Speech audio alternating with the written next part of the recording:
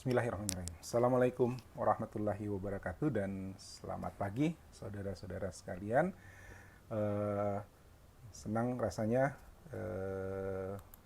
ketemu Anda kembali ya di kelas mata kuliah grafik dan visualisasi. Visualisasi grafis ya, senang juga karena tadinya kelas ini hampir saja saya hampir saja saya tunda karena sesuatu dan lain hal,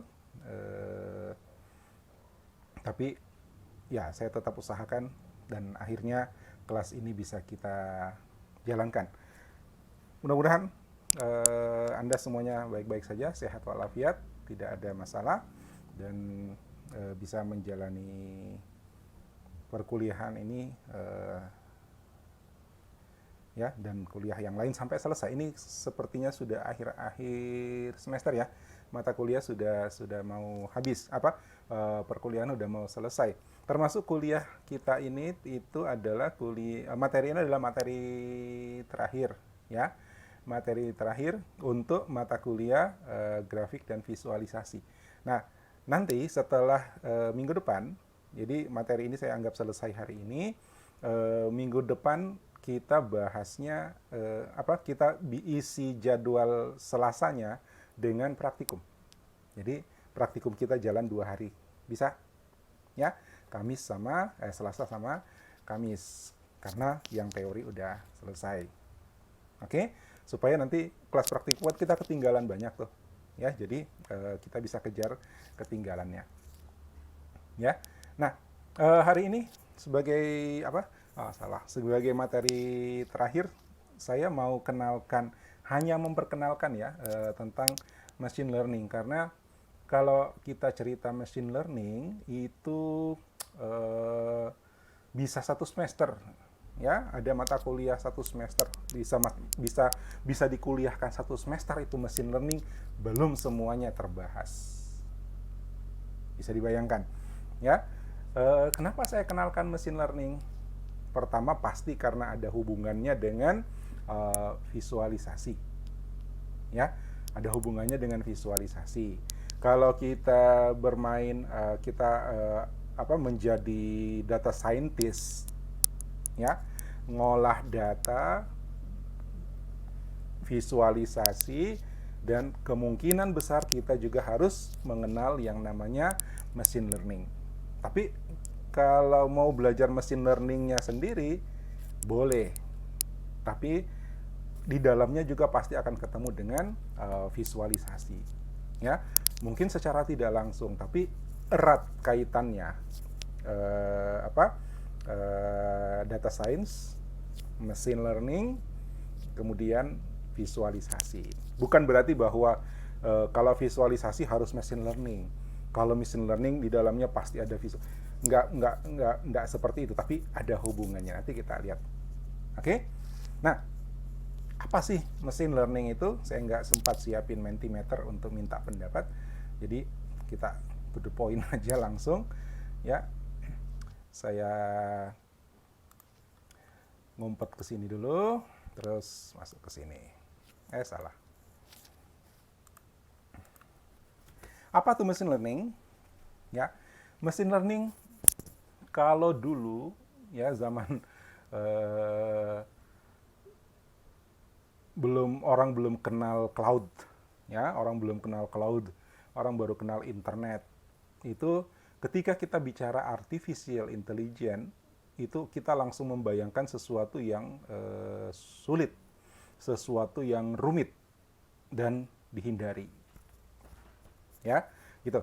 Tapi sekarang setelah teknologi cloud berkembang ya, tools-toolsnya berkembang, bahkan machine learning-nya berkembang, artificial intelligence berkembang, urusan artificial intelligence itu makin mudah ya. Bahkan menjadi kebutuhan orang bisnis sekarang cari data scientist, cari orang yang bisa machine learning. Kenapa?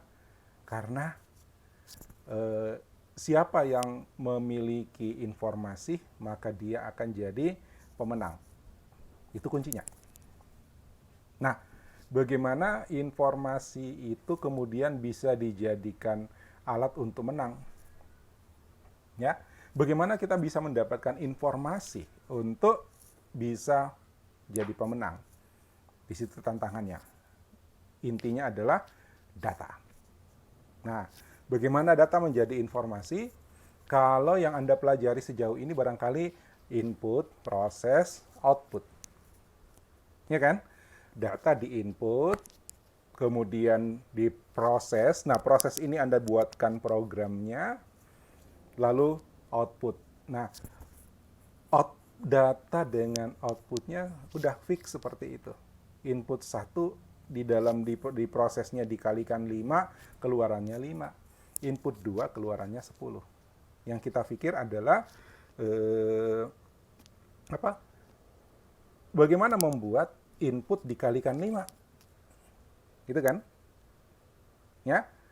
Nah, kalau kita cerita artificial intelligence, ya, input 1 dapatnya 5, input 2 dapatnya 10. Kira-kira berapa kalau inputnya 30 tapi kita tidak tahu operasinya? Nah, sebentar. Ya, kita lihat teorinya dulu. Application of artificial intelligence. Jadi, machine learning itu cabang dari artificial intelligence, kecerdasan buatan. Apa itu kecerdasan buatan? Bagaimana membuat komputer itu berpikir? Bukan berpikir sebenarnya. Komputernya tidak akan pernah bisa berpikir.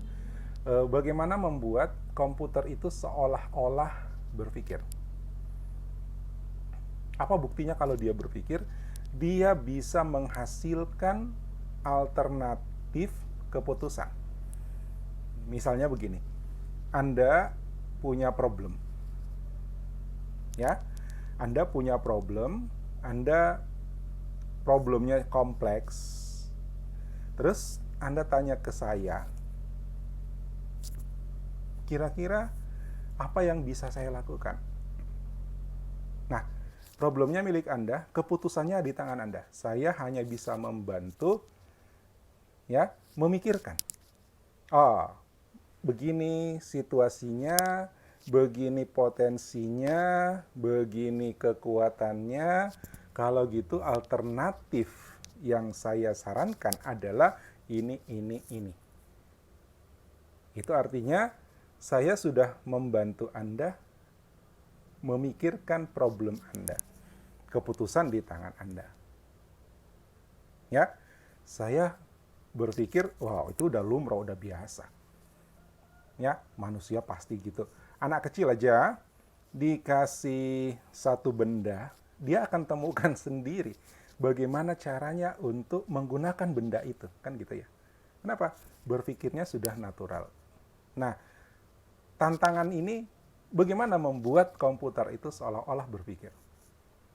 Tandanya dia berpikir adalah dia memberikan informasi. Hasil dari berpikirnya dia berdasarkan apa yang diberikan. Ya, kalau inputnya 1, kemudian nanti di dalam prosesnya dikalikan 5, keluarannya 10, itu bukan berpikir, itu berhitung. Komputer sudah lama bisa itu, ya kan? Komputer sudah lama bisa itu. Masukkan angka 1, di dalam programnya kita kalikan dengan 5, outputnya 5. Masukkan 2, otomatis outputnya 10. Ya kan? Itu berhitung. Oke? Ya? Nah, tapi kalau saya masukkan ke komputer, komputer, saya punya angka nih banyak. 1. Atau gini, saya tanya ke Anda, saya punya deretan angka nih. 1, 3, 5, 7, 9, 11, 13, 17, 19, 23. Ayo. Berikutnya berapa?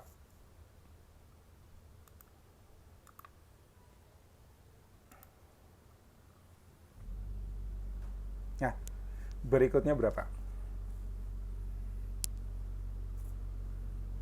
Perlu saya ulang? Angkat nggak? Ya, saya punya data 1, 3, 5. Dengar ya? 1, 3, 5, 7, 11, 13, 17, 19, 23, 29. Setelah itu berapa?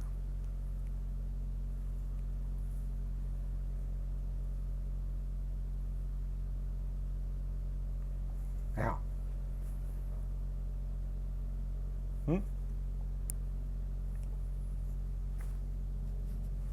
Wow, Calvina langsung left the meeting. Stres dia. Halo, ada orang?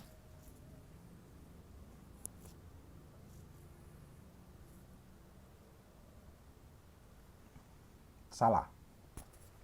Jarvin jawab 36. Salah. Wih, kok saya tahu saya? Iya, saya tahu lah salah. 33 salah. 31. Oke, 31. Ya. Kok bisa 31, Meliana?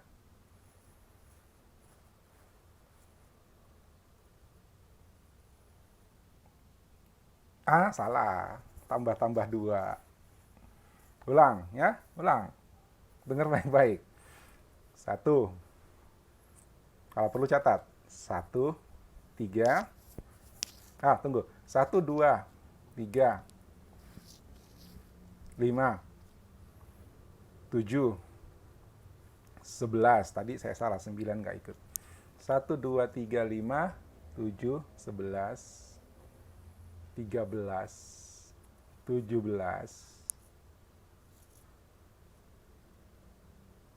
19, 23, 29. Philips, bilangan prima. Bagaimana menguji bilangan prima, Philips?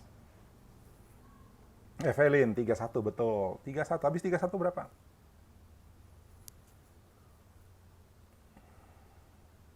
Habis 31 berapa?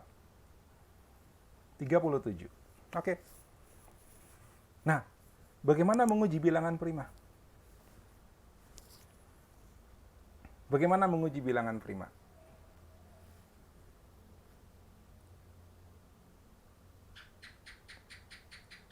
Ada? Buka suaranya kalau mau jelasin, karena mungkin kalau ditulis panjang kali ya. Nggak bisa dibagi dengan bilangan lain. Bagaimana mengujinya yang saya tanya? Itu betul, ya. Bilangan prima nggak bisa dibagi dengan bilangan lain. Oke, bagaimana mengujinya?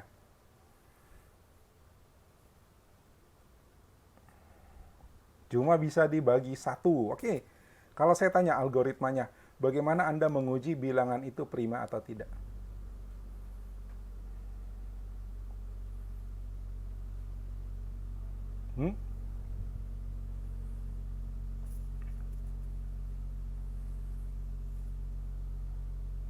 Halo? Bagaimana algoritma menguji sebuah bilangan itu prima atau tidak?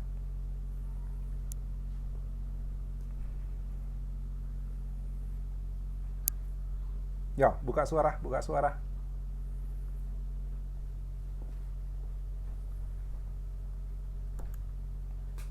Ada yang mau ngomong?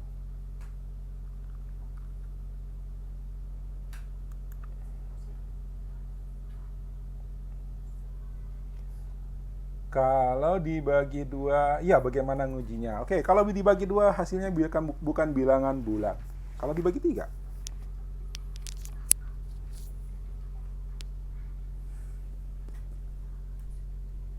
Ya?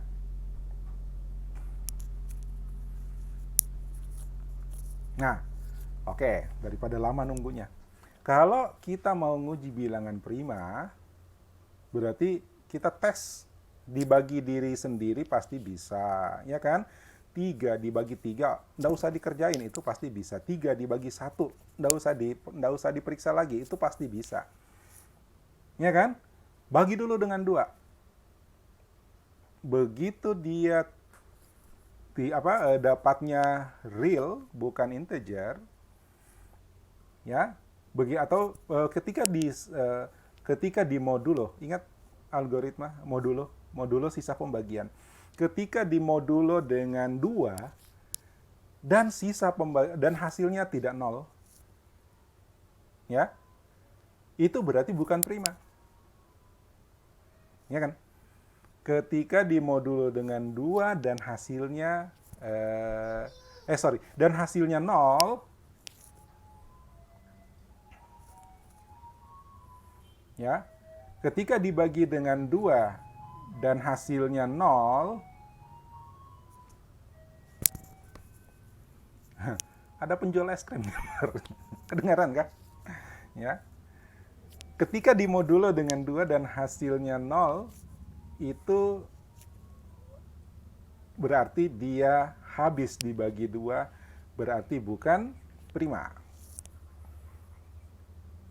Langsung selesai. If, gitu kan? Ya. If mod 2 then not prima. If mod 3 then not prima. Saya tanya, perlu nggak kita tes dengan bagi 4? Perlu nggak kita uji dengan modulo 4? Tahu modulo ya? Pembagian, sisa pembagian. Perlu nggak kita uji dengan modulo 4?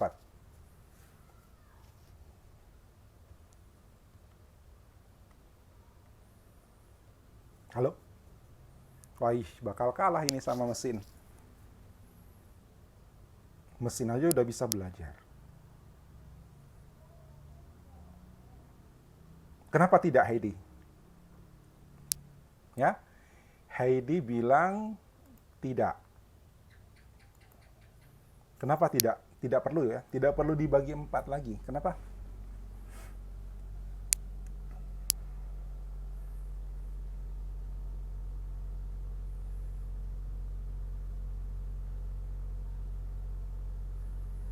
Ya, kalau dia bisa dibagi 4, berarti dia juga bisa dibagi 2. Ya kan? Tidak perlu dites dengan 6. Ya, tapi harus dites dengan 5. 2, 3, 5. Ya, tidak perlu tes dengan 4, karena 4 pasti bisa dibagi 2. 6 pasti dibagi 2 bisa. Ya kan? Jadi kalau sudah dites dengan pembagian 2, dengan modulo 2, itu berarti bagi 4, bagi 6, bagi 8 udah nggak usah lagi. Yang kita tes 1, 3, 5, 7. Ya. Modulo 9 perlu? Nggak perlu. Itu sudah pembagian 3, masuk udah kelipatan 3. Nah, itu kalau kita menjalankan algoritma, ya, kita menjalankan algoritma untuk menguji apakah bilangan ini habis dibagi 2, habis dibagi 3, habis dibagi 5, habis dibagi 7, habis dibagi 9. Udah. Ketika salah satunya terpenuhi, berarti bukan prima. Kalau tidak habis dibagi 2, tes dengan 3. Kalau tidak habis dibagi dengan 3, tes dengan 5. Ya, ketika ternyata habis dibagi dengan 5, selesai, bukan prima. Ya kan?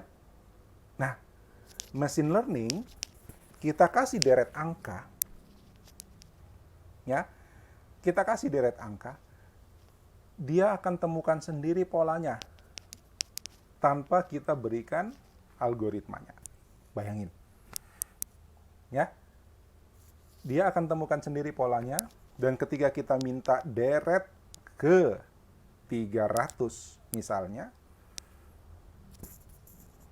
kebanyakan 300, Ya, bilangan prima ke 300 itu kayaknya sudah di luar batas. Seingat saya bilangan prima ke 40 udah gede banget tuh. Ya. Kita minta bilangan prima yang ke 21 misalnya, itu tak dia langsung bisa kenali bahwa ini sebenarnya polanya begini, dan kemudian kalau diminta yang kesekian itu dia langsung ngasih nilainya. Jadi mesin learning itu bagaimana membuat komputer itu seolah-olah belajar. Ya. Dengan begitu, ya, komputer itu automatically learn and improve from experience without being explicitly programmed. Ya, jadi ketika dia menemukan fakta baru, kita tidak perlu program baru, dia akan menemukan sendiri pola. Ya, kalau misalnya bukan mesin cerdas, bukan machine learning, mungkin ketika faktanya berbeda, kita harus bikin program lagi untuk menerima fakta yang berbeda, menerima data yang berbeda. Tapi machine learning itu seolah-olah berpikir, belajar, ya, bahwa ini polanya segini. Ini kalau di machine learning namanya model, ya. Ini modelnya gini. Sehingga ketika dia menemukan data, dia langsung bisa klasifikasi, dia bisa langsung kenali bahwa ini masuk kategori ini. Ya, seolah-olah berpikir. Oke? Study of computer algorithms, ya masih programming sih sebenarnya, tapi perkembangannya ke belakang itu kita ketika akan memanfaatkan machine learning, kita tidak perlu lagi bikin program baru karena toolsnya sudah ada, library-nya sudah banyak. Ya, ada para saintis, ada para ilmuwan, ada para programmer jago yang mengembangkan terus. Jadi fungsi-fungsi baru, algoritma baru terus bertambah sehingga kita ketika menjadi berada di sisi pengguna, ya, mahasiswa sistem informasi itu implementasi arahnya. Berarti ada di sisi pengguna, kita tinggal mempelajari function apa yang tersedia, ya, model seperti apa yang tersedia di sebuah sistem berbasis machine learning. Kemudian bagaimana memanfaatkannya itu. Ya. Makanya sebenarnya machine learning itu kajian SI, sistem informasi, karena dia betul-betul data jadi informasi. Ya, data jadi informasi. Cuman algoritmanya itu kita tidak terlalu dalam, tapi metodologinya itu harus kita pahami. Nah, cuman di kuliah ini karena kita punya konteks adalah visualisasi, ya, di mana kebetulan aja visualisasi dengan machine learning ada hubungan. Jadi dalam materi ini singkat satu pertemuan, saya hanya bertujuan untuk memperkenalkan, ya, untuk memperkenalkan. Nanti sekarang cuma cerita doang, cerita aja. Nanti di praktikum kita main-main dengan satu tools machine learning. Saya cek dulu, mudah-mudahan sudah. Oh, dia minta restart. Oke. Nah, ini adalah artificial intelligence berikut cabang-cabangnya.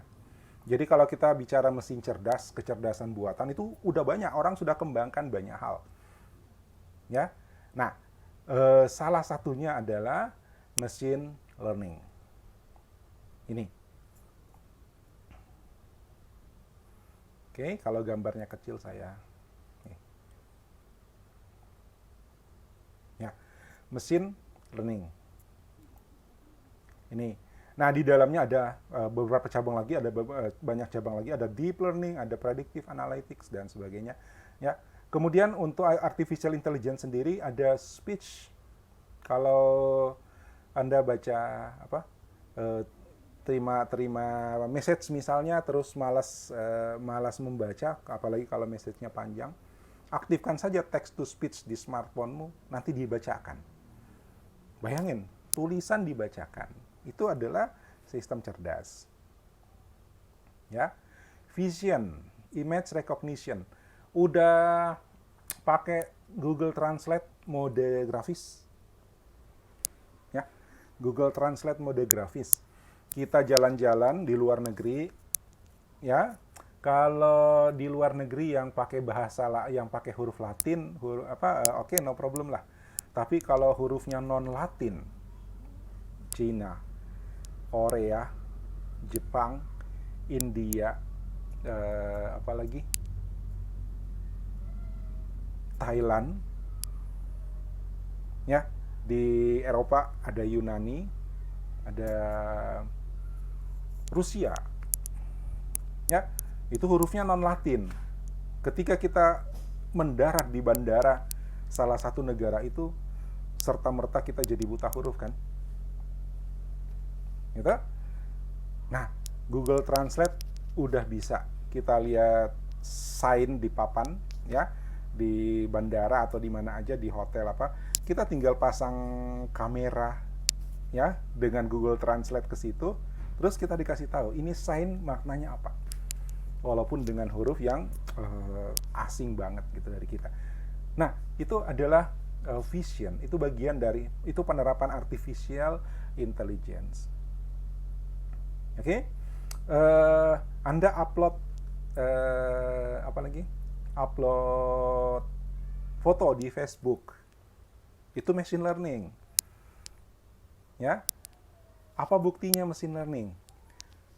Kalau Anda upload foto di Facebook, ya, ada teman Anda dalam foto itu, atau mungkin Anda sendiri, seperti saya dengan Ibu Aba. Kalau saya upload foto yang ada gambarnya Ibu Aba atau saya, itu Facebook langsung kenali. Ya, sebagian masih ditanya dulu, apakah ini si Anu? Ya, sebagian lagi ada yang ditanya dulu, tapi nggak ada pilihannya dia di situ. Kita mesti ketik baru. Loh, kok beda? Kenapa saya dengan Ibu Aba langsung dikenali? Sementara yang ini ditanyain dulu, yang ini ditanyain tapi salah. Nah, itu buktinya machine learning. Machine learning itu mesinnya belajar. Ya, ketika dia menebak dan kemudian jawabannya benar, jawaban benar itu disimpan sebagai satu data lagi untuk dia. Artinya apa? Ketika makin banyak data yang serupa, maka makin akurat dia menebak. Artinya foto saya atau foto Ibu Aba udah banyak banget di Facebook dan semuanya ketika di tag itu benar. Nanti bisa dicobain. Ya. Nah, itu machine learning. Ya, yang dihubungkan dengan image recognition. Kira-kira machine learning itu kayak gini. Anda masuk warkop, ada warkop baru dibuka, misalnya pasca COVID, amin, insya Allah, mudah-mudahan COVID segera berakhir, ya. Kita udah stres juga lihat lingkungan yang itu-itu saja. Ya, bukan bosan di rumah sebenarnya, tapi lingkungan kita itu-itu saja, kemudian yang bisa kita kerjakan ya itu-itu saja, ya. Kalau dibilang bosan di rumah sih nggak enak di rumah sebenarnya, ya. Nah, pada saat COVID berlalu misalnya ada warkop baru dibuka dekat rumah. Karena dekat rumah sehingga kita akan sering ke situ. Nah, ketika kita datang pertama, kita pesan katakanlah cappuccino dengan roti bakar. Misalnya ya, cappuccino dengan roti bakar. Besoknya kita pesan lagi cappuccino dengan roti bakar. Besoknya lagi kita datang lagi, pesanan masih sama, cappuccino dan roti bakar. Si pemilik warkop, si pelayan warkop, ketika Anda datang kembali, dia coba menebak cappuccino dan roti bakar. Ya, mungkin dia masih nanya, sama dengan kemarin cappuccino dan roti bakar? Ya, oke. Besoknya dia mungkin masih nanya, Tapi berikutnya dia sudah nggak nanya. Anda datang, dia langsung ngasih cappuccino dan roti bakar. Seperti itu machine learning. Ya, mekanismenya seperti itu. Jadi mesin yang seolah-olah belajar. Bagaimana cara dia belajar? Dia uji dengan fakta. Ketika faktanya benar, dia jadikan satu data. Ketika faktanya salah, dia juga jadikan itu satu data. Ya, bahwa kalau ini salah, berarti bukan yang ini. Oke? Nah, cabangnya AI sendiri banyak. Ya, ada natural language, bagaimana percakapan natural, percakapan manusia itu bisa direcognize oleh mesin. Sehingga kalau yang ini speech to text atau text to speech itu kita ngomong dia tulis gitu kan, tanpa memahami apapun maknanya. Jadi kalau dia tulis kalimat yang salah pun dia tetap nulis kalimat salah. Tapi kalau NLP itu arahnya ke makna kalimat yang benar. Makanya translation, classification dan sebagainya. Oke? Nah, expert system itu artificial intelligence juga, tapi dia dikaitkan dengan satu bidang keahlian. Ya, ketika kita membangun sistem cerdas, machine learning, artificial intelligence yang berguna untuk sistem kesehatan misalnya, maka ada keterlibatan pakar-pakar, dokter, ahli-ahli di situ, gitu. Makanya disebut sistem pakar. Ya, oke. Nah, why machine learning? Bagaimana machine learning itu? Mengapa kita butuh machine learning? Ya, jawabannya sama. Minggu lalu juga. Kenapa data science? Jawabannya sama. Big data. Ya, ini bukan satu masalah, satu challenge, satu tantangan baru. Ya.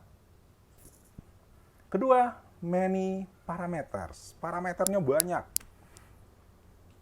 Ya. Yang mana yang disebut parameter? Gini. Kalau misalnya pengenalan wajah itu hanya mengandalkan bentuk bulat dari wajah, ya, mungkin dikasih gambar, dikasih foto telur juga, itu akan dianggap wajah. Jadi kita akan kembar sama telur. Ya, ya. Nah, dikasih telur itu Sofyan. Jangan gitu dong. Ya. Nah, kenapa? Karena parameternya hanya bentuk bulat. Ya, ada bentuk bulat. Ada fiturnya, bukan parameter, fiturnya bentuknya bulat. Maka itu wajah. Jadi kalau dikasih gambar telur, atau ini juga dianggap wajah gitu. Kenapa? Ada bulatan. Oke. Tambah. Kalau telur putih, wajah sawo matang, gitu kan? Kalau gitu tambahin lingkaran bulat, tambah wajah, tambah warna, 2 fitur, 2 parameter, ya, masih bisa sama dengan telur, ya. Oh, kalau gitu wajah itu ada mata, ada mulut, ya kan? Nah, nambah parameternya. Tapi ketika akan membedakan satu orang dengan orang lain, harus ada parameter pembedanya lagi. Dipecah lagi tuh, matanya gimana, ukuran matanya gimana, warna matanya gimana, mulutnya gimana, ukuran mulutnya, tinggi, lebar, tebal bibir, dan sebagainya. Parameternya makin banyak. Ya. Nah, ketika itu, kalau kemarin di praktikum, kita masih bisa main-main dengan Excel, ya kan? Kita masih bisa coding, nanti kita akan belajar membuat visualisasi menggunakan coding, pakai R misalnya. Ketika parameternya udah banyak, maka kerjaan itu jadi kompleks, kerjaan itu jadi rumit. Ya, maka kita butuh bantuan mesin learning. Lalu, proses analisisnya. Ya, proses analisisnya. Kalau cuma mau menghitung jumlah orang, ya gampang.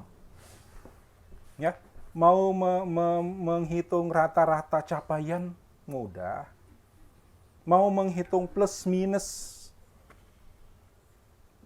gampang.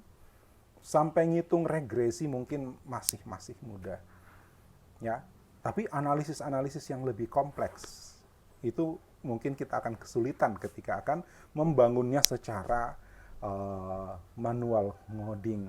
Maka kita butuh machine learning. Oke. Nah, big data. Ingat ini minggu lalu big data punya 5V, tapi di sini cuma 4V. Volume gede banget. Ya. Tiap hari pertambahan datanya sekian. Data video sekian, data teks sekian, data apalagi namanya? Data transaksi sekian, data image sekian. Facebook itu tiap hari nambah sekian juta foto. Ya kan? Nah, itu ya, gede banget. Kemudian kecepatan. Velocity, kecepatan data itu bertumbuh. Ya, dan variasi dari data itu.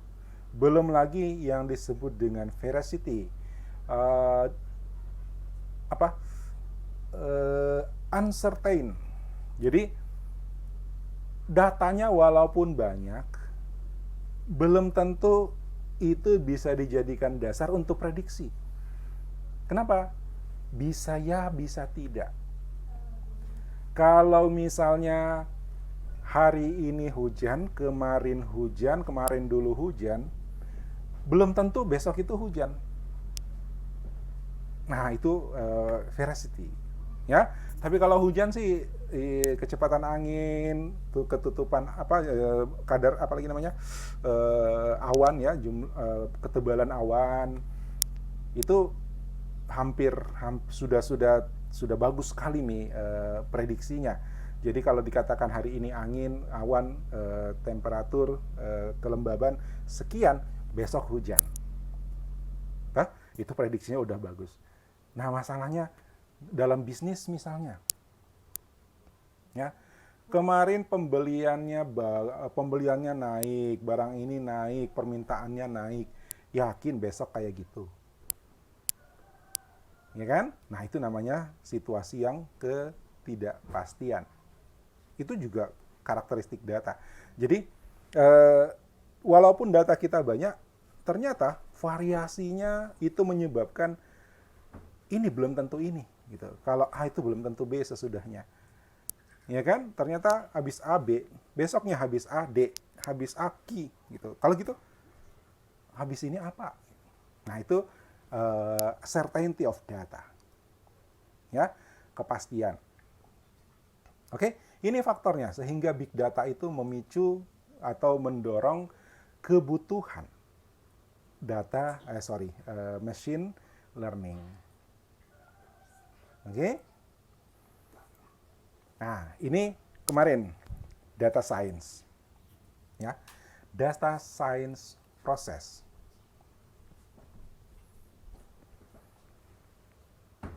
Berangkat dari pertanyaan. Pertanyaannya apa? Kita mau jawab pertanyaan yang mana? Apakah ada hubungannya A dan B? Ya kan? Kalau saya naikkan A, apakah B akan naik? Ya, berapa sharing antara A dengan B persen, gitu kan? Nah, itu masih simple, gitu. Ya, tanggal sekian jumlah A begini, jumlah B begini. Tanggal sekian jumlah A begini, jumlah B begini. Ini. Berapakah hasil A dan B pada tanggal sekian? Nah, itu udah nggak bisa main seperti yang kita nggak simpel lagi tuh kalau sudah seperti itu pertanyaannya. Ya, analisisnya sudah lebih kompleks. Maka ketika analisis sudah lebih kompleks, kita sudah membutuhkan di area ini, kita butuh machine learning. Oke?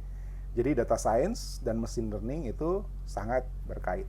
Makanya terkait juga dengan visualisasi. Walaupun tidak semua machine learning outputnya visualisasi, dan tidak semua visualisasi mesti kita lewati machine learning, tapi ada hubungan. Ya, kalau Anda mau belajar lebih dalam atau bahkan mau jadikan visualisasi itu sebagai project, ya, sebagai bisnis. Ada orang yang menjadikan visualisasi sebagai bisnis.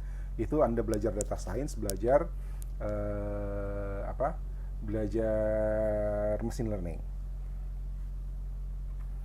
Oke. Nah, ini contoh nih. Ya, ini contoh bagaimana machine learning. Tadi di awal saya sudah ngasih contoh bilangan prima. Ya kan? Ini contoh. 1A tambah B sama dengan 4. Berapa A, berapa B?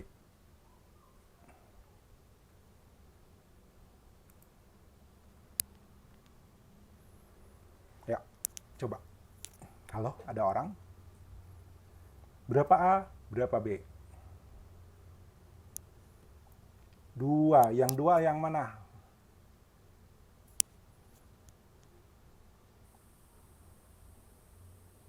Yang 2 yang mana? A atau B? Beatrice, A dan B 2. 1 kali A tambah... Oke, A dan B 2. Boleh. Wah, banyak kemungkinan kan? Ya. 1 kali A tambah B. Jadi, kalau A dan B-nya sama dengan 2, maka 1 kali 2 ditambah 2. Oke. Bisa.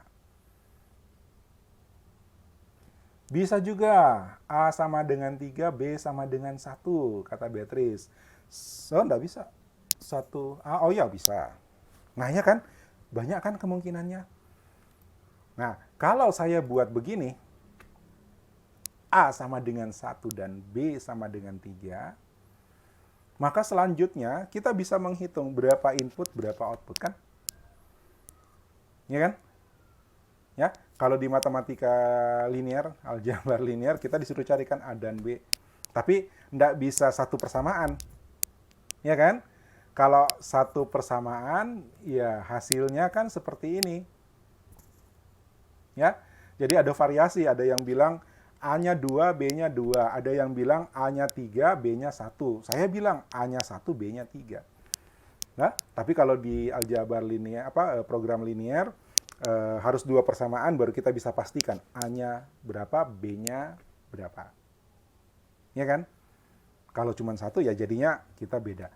Nah, anggaplah ini A1, B3. Selanjutnya, kalau ini input, ya, ini input, oh sudah kelihatan. Kalau ini input dan ini adalah output, selanjutnya dengan persamaan ini 1A tambah B, di mana A1, B3 akan dihasilkan 4. Kita tinggal masukin ini kan. Contoh. Ya. Nah, A-nya 1, inputnya 1, outputnya 4. Inputnya 2, outputnya 5. Inputnya 3, outputnya 7. Inputnya 7, outputnya 11. Benar ya? Benar ya? 7 kali 1 tambah 3. Salah. Salah, ini 10. Salah. Oh, salah semua nih. 3 kali 1, ini 6, sorry. Ini 6. Ya, ini 6, ini 10, ini 23. Wah, salah tulis. Maaf, ya. Tapi ini contoh aja. Nah, yang kita lakukan di pemrograman itu adalah menentukan ini. Ya, kita sebut ini function atau formula. Input adalah parameter. Oke?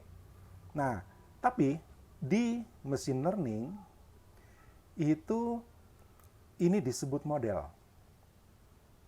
Tapi model ini kita tidak kasih. Bayangin.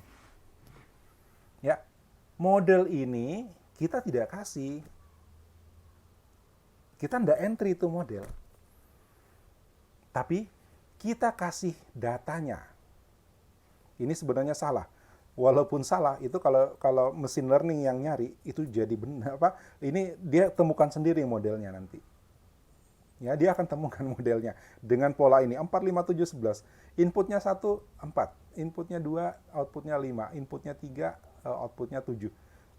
Inputnya 7, outputnya 11. Di sini salah ya, ini harusnya 10, ini harusnya ini harusnya 6, ini harusnya 10, ini 23.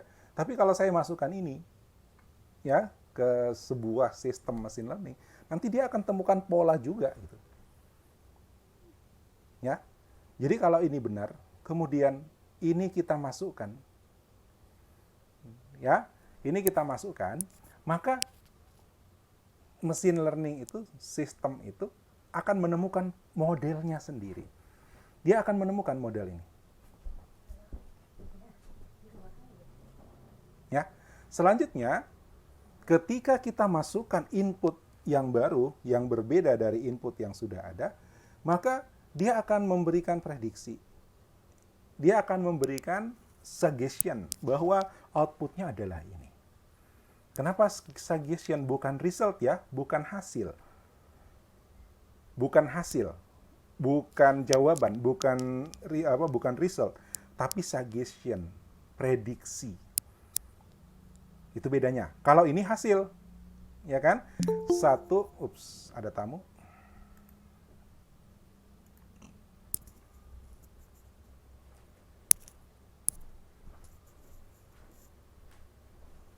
Siapa tuh?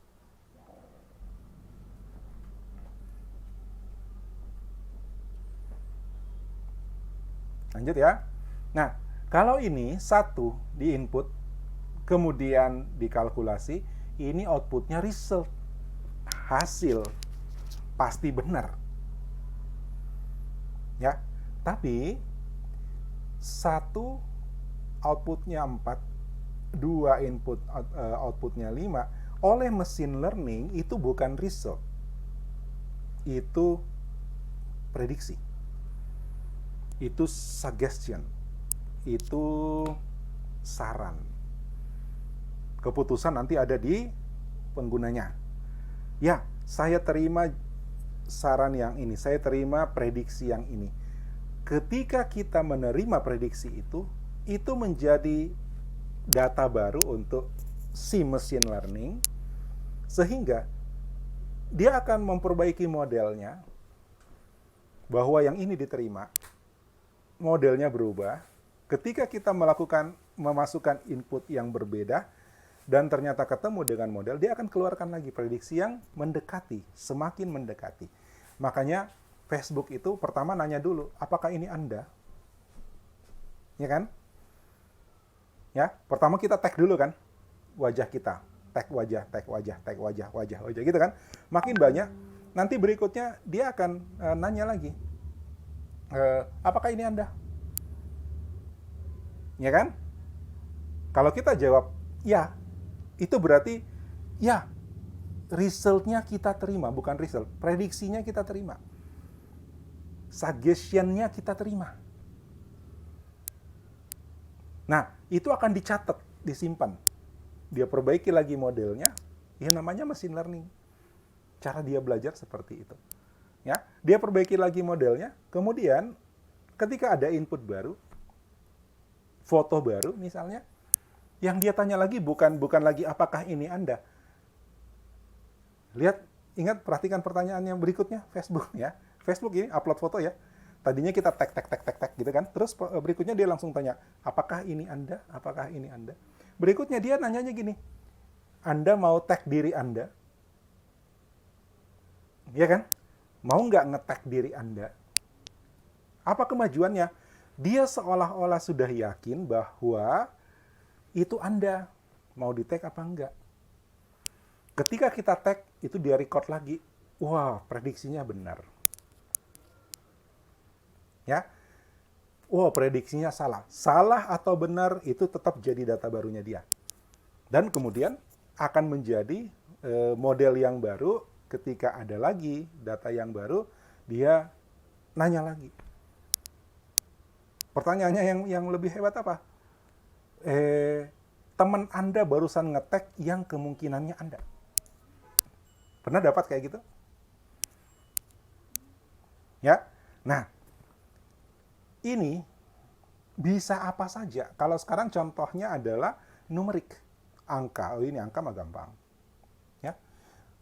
Mesin learning itu bisa mengolah ini berupa teks string. Ya, string mau pendek mau panjang bisa. Ya. Contoh begini. Saya tidak sempat bikin tadi, waktunya udah kepepet, sudah terlambat masuk. Saya tadinya mau bikin ilustrasi yang sama dengan ini, tapi inputnya bukan 1, 2, 3 gitu. Inputnya gini, hobi makan, baik. Hobi tidur, kurang baik. Hobi baca, baik. Hobi mancing, baik. Nah, ketika banyak orang memasukkan hobi, kemudian itu adalah hobi yang baik atau hobi yang kurang baik, dia akan mencatat semuanya modelnya. Nah, ketika orang menyebutkan satu hobi, dia langsung ngasih perkiraan. Ini hobi yang tidak baik, ini hobi yang baik. Bisa seperti itu. Ya. Jadi tidak hanya angka, kalau angka gampang dikerjanya tuh. Ya, bisa teks panjang, bahkan bisa gambar. Gambar. Ini dikasih gambar kucing. Di sini outputnya kucing. Dikasih gambar tikus, outputnya tikus.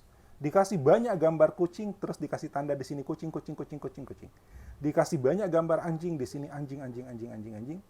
Dikasih banyak gambar kelinci, di sini kelinci. Nanti berikutnya ketika dikasih gambar berikut, ya, gambar baru, dia langsung tebak ini anjing, tikus, kucing atau kelinci. Sama dengan cara Facebook mendeteksi wajah Anda untuk di-tag. Ya. Ketika Anda men-tag foto pertama Anda, itu sama dengan Anda memberitahu kalau 14 ya. Kalau wajah begini itu saya ya. Ya kan? Ketika Anda men-tag yang kedua, ketiga, dan seterusnya, itu sama seperti Anda memasukkan kalau 2 itu saya ya, gitu ya. Kalau 2 itu 5 ya.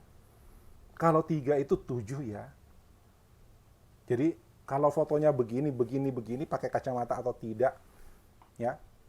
Ini mungkin akan berkembang algoritmanya, pakai masker atau tidak, ya. Jadi yang dikenali cuma mata. Pengen lihat apakah berkembang ke arah sana tuh face tagging di Facebook, ya. Jadi kalau matanya kayak gini tuh saya ya. Nah, itu kita memberikan data kepada mesin learning-nya Facebook. Data itu kita sebut sebagai training data. Lihat, namanya mesin learning, dia harus di-training. Ya, dia harus di-training. Ketika misalnya begini, ada orang yang sering Anda lihat, ya, kalau baru pertama lihat, baru berkenalan, ya, kenalan dengan satu orang, baru pertama lihat, kemudian berpisah, nanti ketika Anda ketemu dengan orang yang serupa, Anda masih bingung kan, ya, ini dia atau bukan. Tapi ketika Anda sudah semakin sering ketemu, itu biar dari punggung juga tahu, ini dia. Ya kan?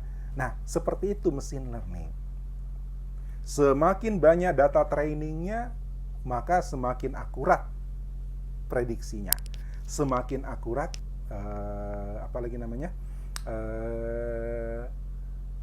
suggest, ya, result yang dia hasilkan. Nah, ketika kita menjalankan sebuah mesin learning, saya cuma bilang menjalankan ya, bukan membangun. Kalau membangun sekarang udah banyak tools-nya.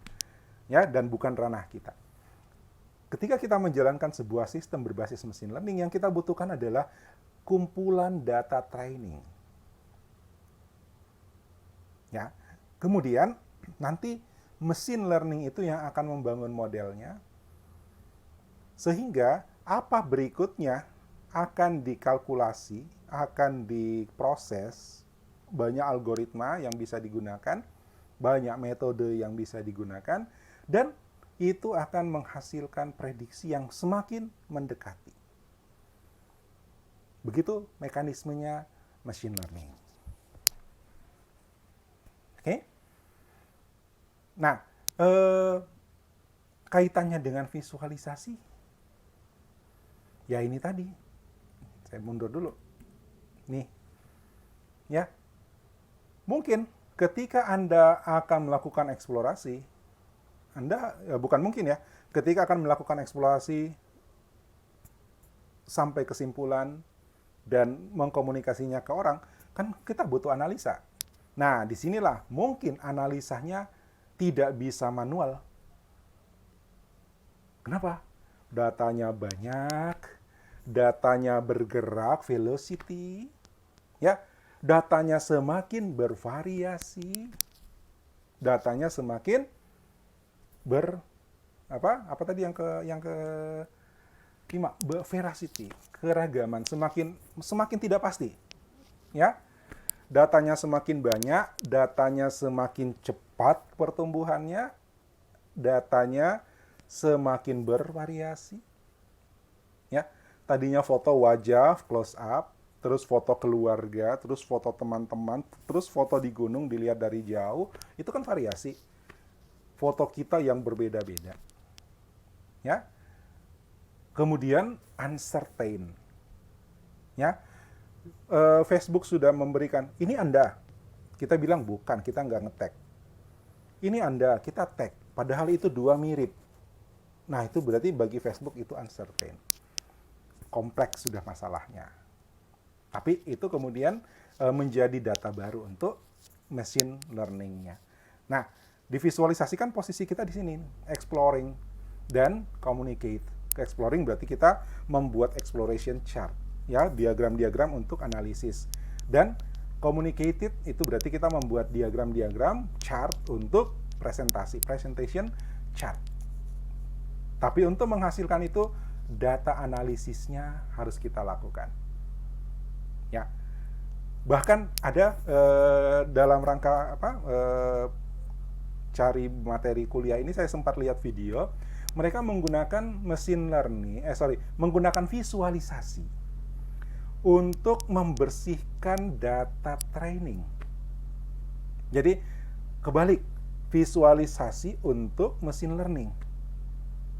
Ya, jadi bukan machine learning untuk visualisasi. Jadi di riset mereka itu adalah mereka menggunakan visualisasi untuk melihat apakah datanya valid atau tidak.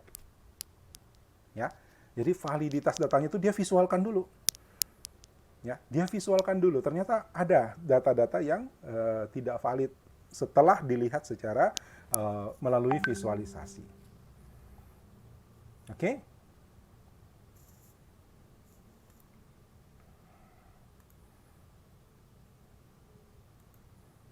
Oh, ini saya mundur tadi. Dipakai apa sih? Ya, dipakai apa sih machine learning itu?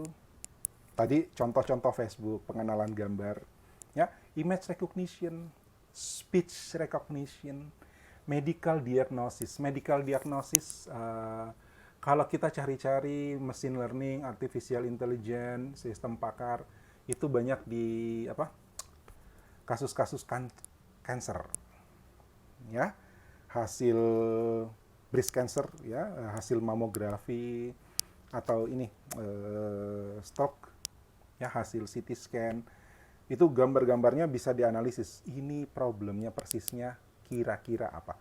Ya, mesin learning itu keluarannya kira-kira, ya, bukan keputusan, ya, bukan keputusan. Jadi dia hanya memberikan prediksi, perkiraan. Nanti dokter lah yang akan memutuskan, ya ini.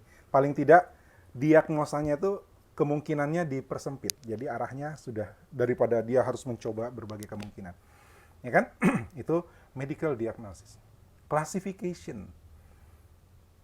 Ada mahasiswa saya, bimbingan saya tahun lalu ya, itu bikin aplikasi tapi bukan machine learning, itu decision support pakai data statistik biasa, proses statistik biasa, multidimensional.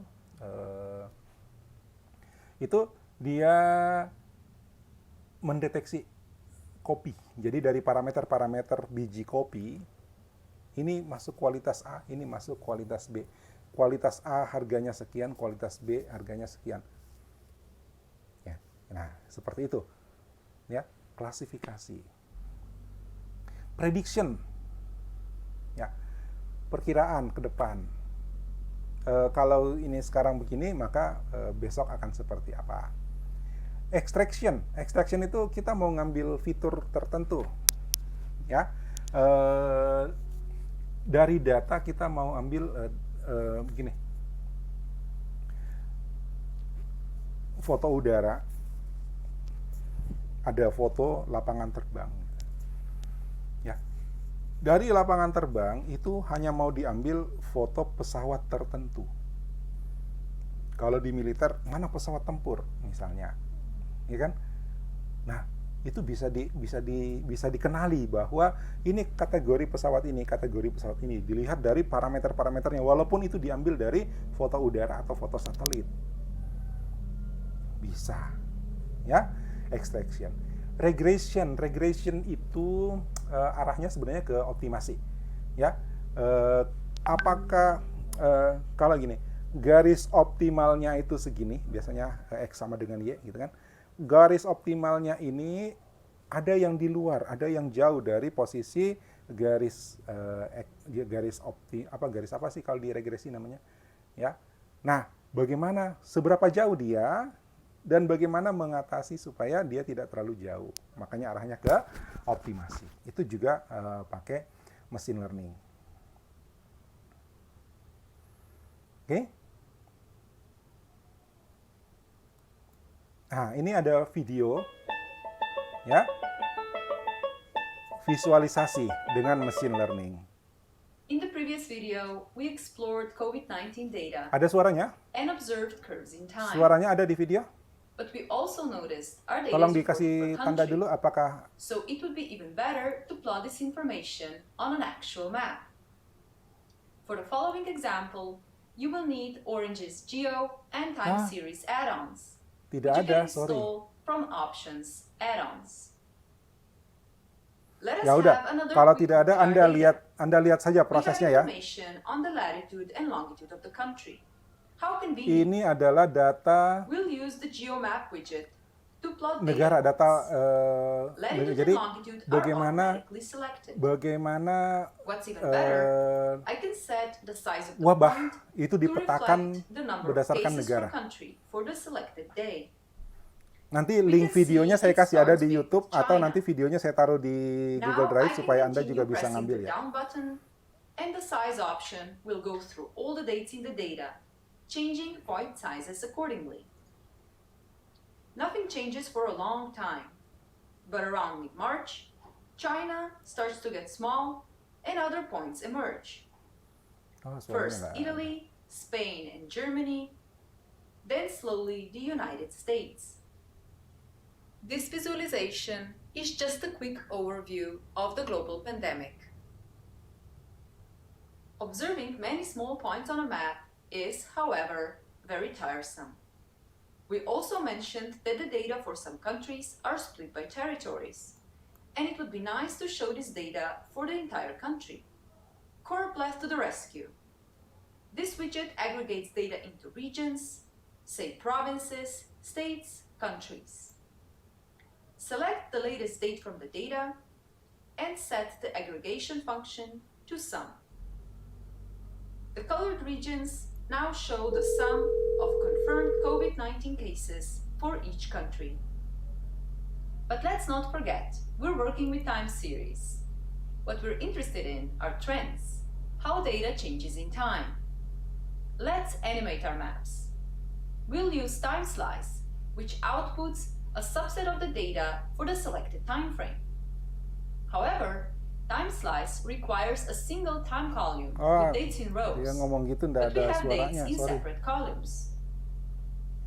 First, I'll use select columns to move latitude and longitude to meta attributes, to exclude them from transformations.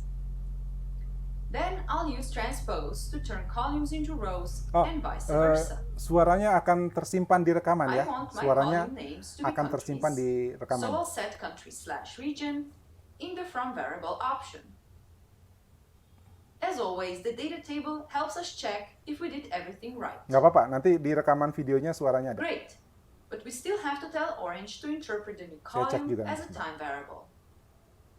Connect, edit domain, find the variable feature name, and change its type to time.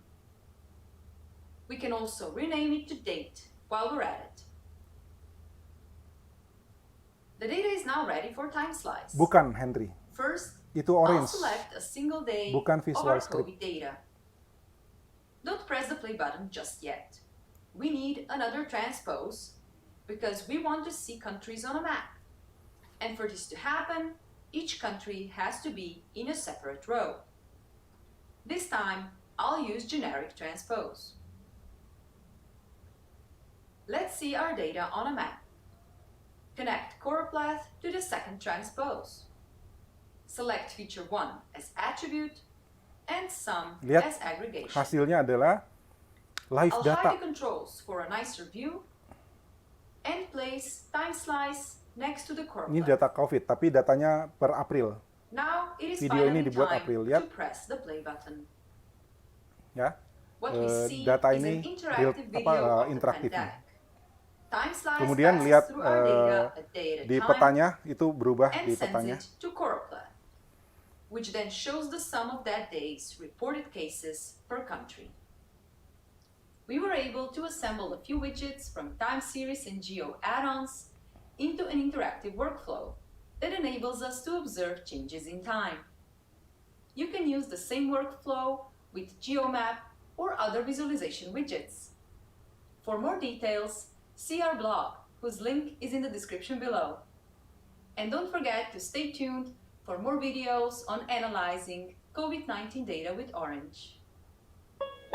Ini software yang dia pakai nih, ya, namanya Orange. Oke.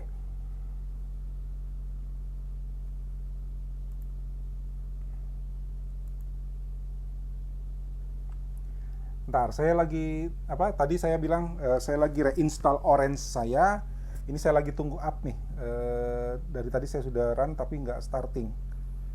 Kalau starting, mudah-mudahan cukup waktu untuk saya demo yang sederhana pakai Orange.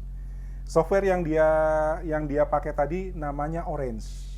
Ya, kalau mau tes pakai Orange, silahkan di-download gratis, itu open source, ya.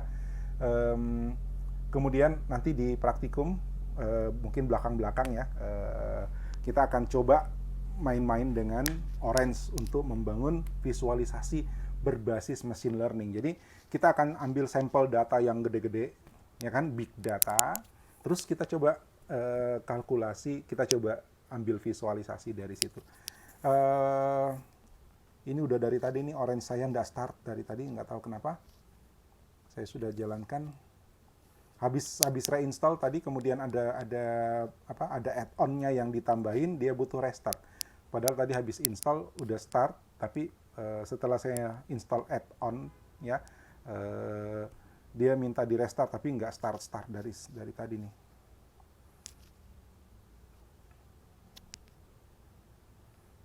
Ya udah, kalau tidak, nantilah di jadwal praktikum saya akan usahakan ada paling tidak satu sesi. Ini sudah start dia. Bentar ya.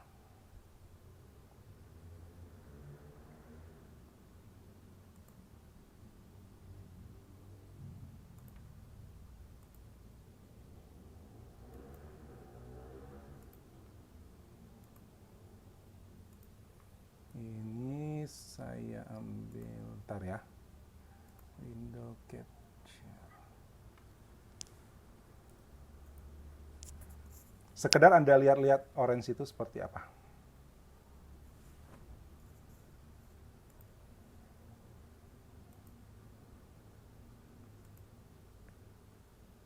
Salah. Oke, ini.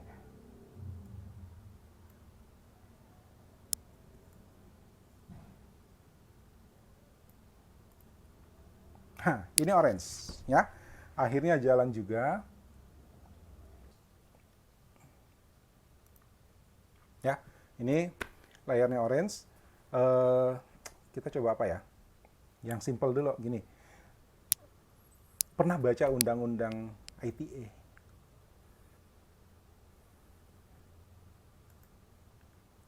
Coba kita cari ya. Kita cari undang-undang ITA. Kalau kita tidak pernah baca, kira-kira isinya apa? Saya cari UU ITA. Ya, ini, Undang-Undang Informasi dan Transaksi Elektronik.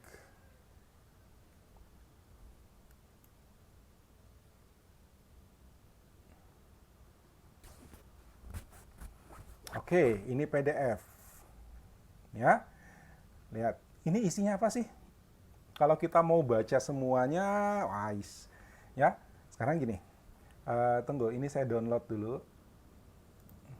Saya download.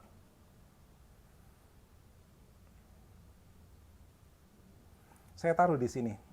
Ini kelas kita visualisasi grafik. Saya bikin folder baru. Test orange.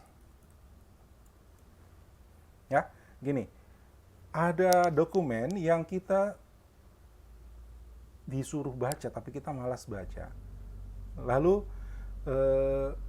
kita tetap ingin tahu isinya apa. Jadi pertanyaan kita, apa sih isinya dokumen ini? Gitu ya. Oke. Saya simpan dulu dokumennya. Udah. Terus dia ada di sini. Ya. Saya buka supaya dia buka pakai PDF reader. Kalau dibuka di sini enggak bisa dikopas.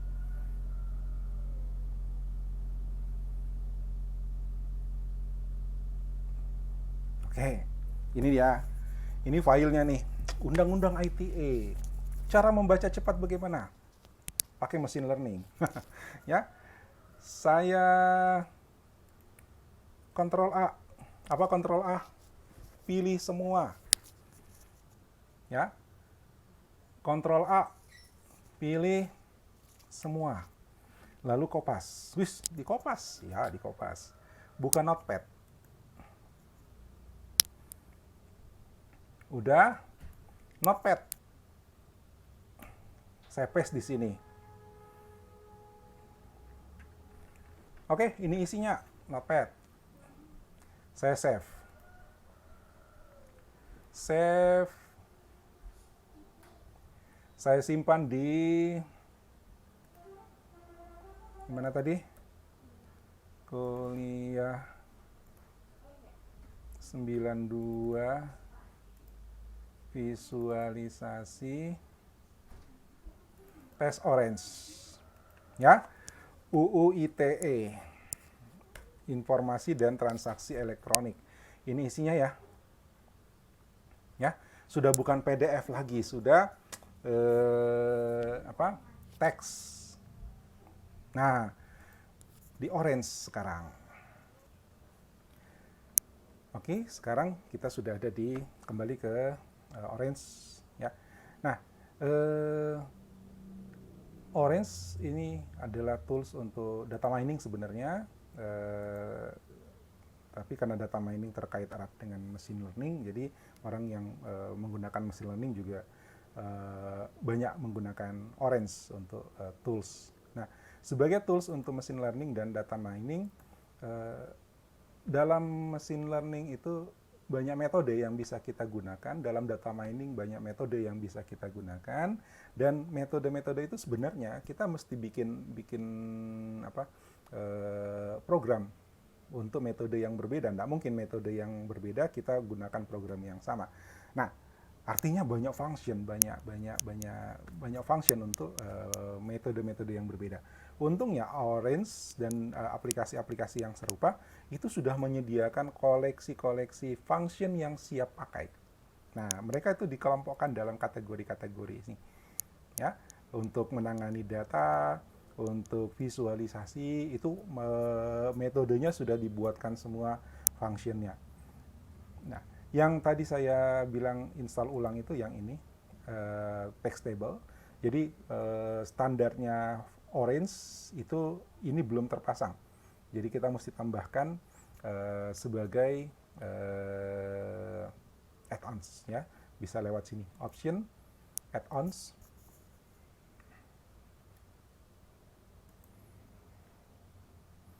Ya. Nanti ada daftar add-ons-nya di sini. Lalu kita bisa install. Oke, sekarang ini sudah ada text table. Untuk pekerjaan yang tadi kita rencanakan, ya, melihat isi undang-undang ITA, saya ambil text file. Ini text file. Lalu dari sini saya buka file txt, file teks hasil dari PDF yang saya kopas ya ke Notepad tadi. Saya buka ini tadi ada UU ITE ya, yang dari Notepad saya kopas, kemudian open. Sudah. Ini kalau tidak dicentang di sini kita klik send boleh, tapi kalau kita centang ini berarti outputnya itu langsung terkirim. Terkirim artinya outputnya dikeluarkan dan nanti akan dibaca oleh proses berikutnya. Nah, di sini proses berikutnya itu adalah segmentasi. Ini kalau kita lihat ini outputnya adalah satu segmen, artinya dia membaca data itu sebagai satu blok besar ya, dengan 31.000 karakter, 31 kilobyte ya. Nah, kita mau pecah-pecah segmennya. Dari satu segmen besar kita mau pecah-pecah berdasarkan kata. Untuk itu saya ambil ini segmen ya, boleh diklik, boleh di drag. Ini tanda seru berarti belum ada inputnya. Ini warning ya, belum ada. Ini dia kasih tahu warningnya adalah belum ada input. Sekarang saya tarik inputnya dari sini. Udah, kita cek dulu segment into words. Jadi dia akan mengkonvert segmen blok data yang besar tadi menjadi words. Kita bisa by letter, bisa lines ya, tapi yang kita butuh sekarang by words. Oke. Sudah. Kemudian sebenarnya kita mau visualisasi nih, ada di mana ya? Text mining. Sini kategori ini text mining. Ada word cloud di sini. Kita mau pakai word cloud. Ini dia. Tapi ini kalau saya tarik ke sini, ini nggak connect nih, nggak bisa. Ya, nggak bisa. Ini saya tarik nggak bisa. Dia nggak terima. Kenapa? Karena ini input dari segmen adalah segmentasi dan message, tapi outputnya adalah segmented data. Sementara kalau mau dikirim ke sini segmented data, kita cek ini. Ya, kita cek ini. Ternyata inputnya adalah corpus atau topik. Padahal outputnya ini segmented data. Jadi beda tipe. Ya, beda tipe data. Kita tidak bisa sambung.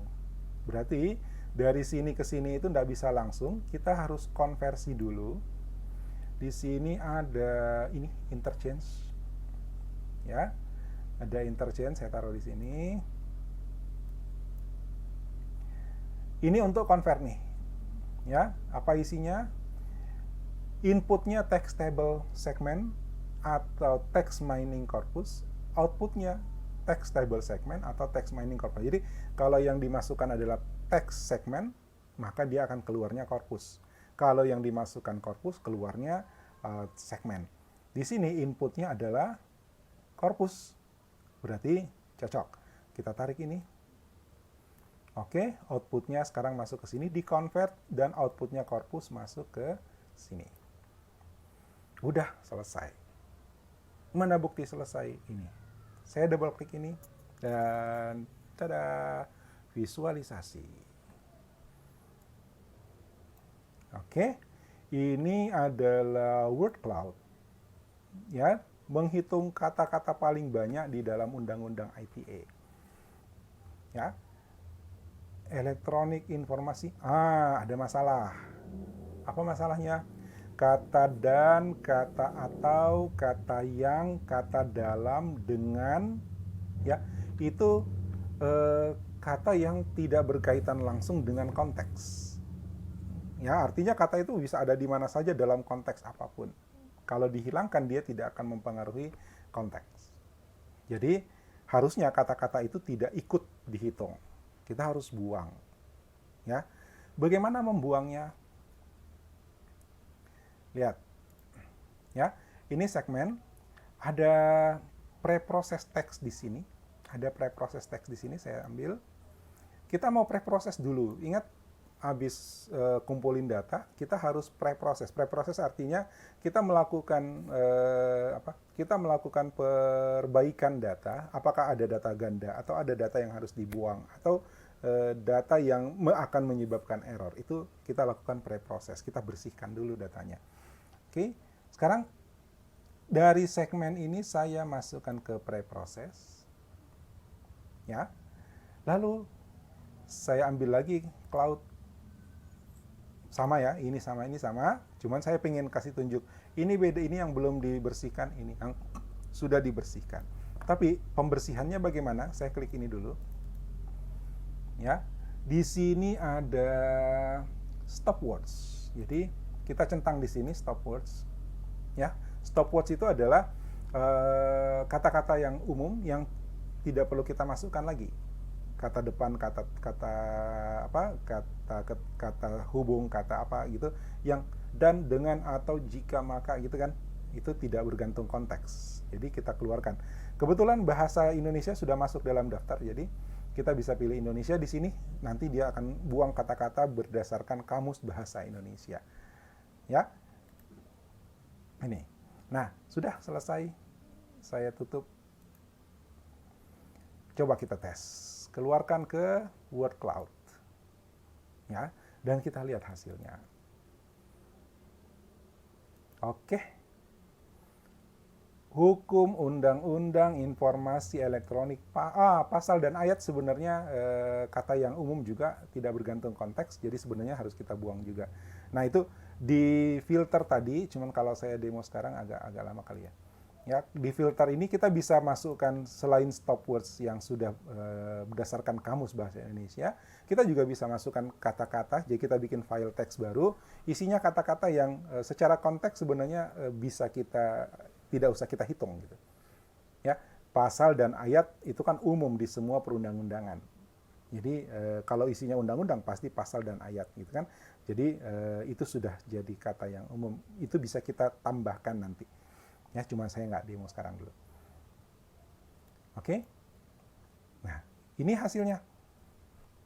Ya, ini adalah kata-kata yang paling banyak muncul di dalam dokumen undang-undang ITA. Dari sini kita bisa bayangkan, fokusnya ke informasi elektronik. Ya, fokusnya transaksi berbasis teknologi, ada ancaman pidana. Ya kan? Seperti itu.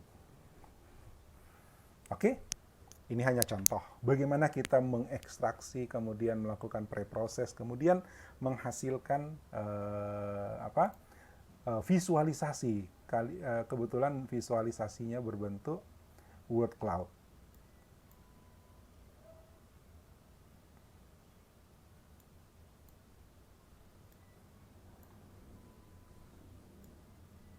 Oke? Ya.